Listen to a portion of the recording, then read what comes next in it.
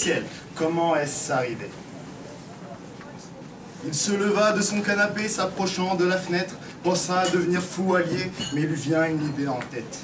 Il dessina de nombreux petits points sur une autre page. La pluie tomba du ciel, mais toujours aucun nuage. Rémi en était certain. Il tenait entre ses mains un livre peu commun. Un livre qui pourrait satisfaire bien des besoins. La première chose qui lui traversa l'esprit, c'était l'argent. Une urgente envie de devenir riche si facilement. Il prit son crayon pour écrire 1 million d'euros, et là, s'il ne se passa rien. Pauvre malheureux. Après 20 minutes, il trouva la solution. Ce livre n'admet que le dessin et non la rédaction. Il dessina ses envies, il se sentait tellement en vie. Il était un vulgaire peintre, si mauvais qu'il peinait à dessiner un cintre. Mais 1, 2, 3, 4, 5 dessins, et il s'apercevait bien qu'il n'avait pas besoin d'un bon coup de pinceau. Il lui suffisait de rien, sauf d'imaginer ses pensées.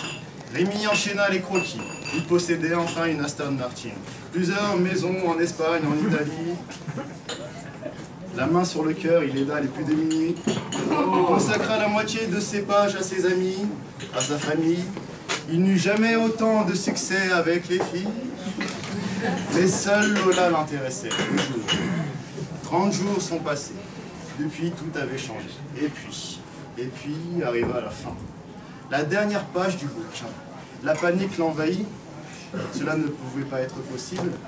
Avec une gomme, il tenta d'effacer quelques croquis, mais l'encre de son crayon se révélait indélébile. Impossible de supprimer quoi que ce soit. Difficile d'encaisser ce qu'il voit. Son dernier souhait face à lui. La page était trop précieuse pour choisir. Des années se sont écoulées et il n'eut la force de saisir son crayon, d'esquisser un brouillon. De quoi avait-il le plus envie? Il possédait déjà beaucoup, et désormais l'amour, Lola qui partageait ses jours et ses nuits, ses pleurs et ses rires. Elle l'aimait pauvre, elle l'a aimé riche.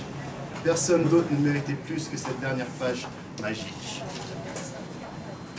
Lola, que voudrais-tu le plus au monde? Je te l'offrirai à la seconde. Lola appréciait le geste qui était d'une grande symbolique, car hormis Rémi, personne n'avait dessiné sur ce livre magique. Elle empoigna le crayon afin d'imaginer ses envies. Suivait les instructions de son tendre mari. Rémi contempla sa réalisation et lui dessina un nouveau livre magique. C'était le même, à l'identique. Rémi se sentait con, 6 années passées, et cela semblait si logique comme solution. Forcé de constater que Lola l'a sauvé d'une fin super conne, dire qu'il a envisagé Mufasa et un Pokémon. Merci.